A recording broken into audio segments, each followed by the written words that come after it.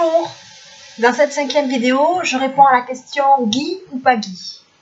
Je vous parlerai bien sûr des menus, de trans et des projets qui prennent forme.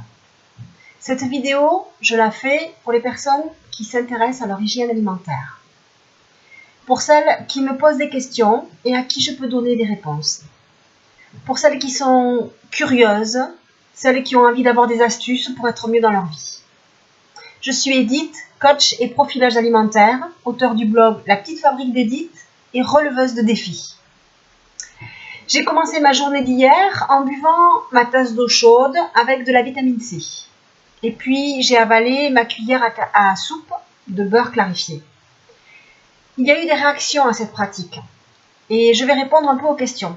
Cette pratique de boire du ghee dès le matin est très connue en Ayurveda. Elle est préconisée pour les personnes qui, comme moi, ont des fortes sécheresses intestinales qui provoquent des constipations récalcitrantes. Bien sûr, je ne vous conseille pas de faire ça comme moi, sans prendre l'avis de quelqu'un qui a suivi une formation en Ayurveda. Les vraies matières grasses sont essentielles pour notre santé. Elles ont beaucoup souffert ces dernières années de la mauvaise influence de leur ennemi juré, les graisses trans. Les graisses trans, elles, sont très mauvaises pour la santé. Elles sont la cause de bien des maladies de nouvelle génération.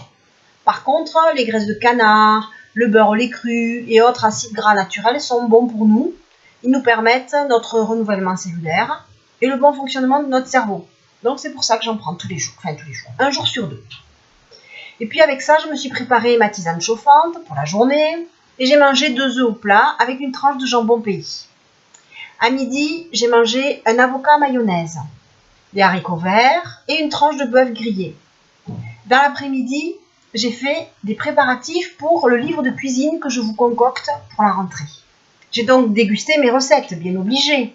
Et j'avais fait une crème glacée à la fraise, sans lactose bien sûr, et je dois encore l'améliorer avant de la finaliser. Et puis le soir, j'ai mangé une part de tarte aux légumes, qui elle aussi figurera dans le livre. Et là, pour le coup, l'essai était une réussite et je me suis régalée. Voilà pour aujourd'hui. J'espère que ça vous a intéressé. Prenez bien soin de vous. Dites-moi si vous avez aimé cette vidéo. Vous pouvez vous abonner à la chaîne YouTube, au contraire. Comme ça, vous recevrez régulièrement les vidéos qui paraissent. Vous pouvez la partager et je vous dis à demain. Des bisous. Bye bye.